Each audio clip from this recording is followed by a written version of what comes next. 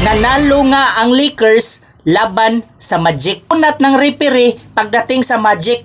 Pagkatapos, pagdating sa Lakers, ang lambot-lambot ng referee.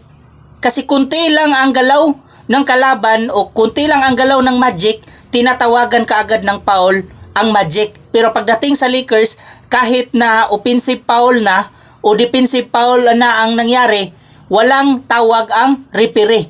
Kaya masasabi natin na malakas ang kapit ng Lakers. Kaya hindi lang pala sila malakas sa tsamba, malakas pa din sila pagdating sa referee. Patas yung laro kanina. Si Luke Kennard, wala nang oras yun, di ba? Tapos, hindi counted pa din yung ang tira ni Luke Kennard. Which is wala naman oras yun, di ba? Naubos na ang oras, pero pagdating sa referee, counted ang tira niya. Sa Magic pa yun, wala nang hindi na counted yun. Pero dahil kay Lakers ang kalaban nila, counted ang tira ni Luke Kennard. Yung last minute na natira.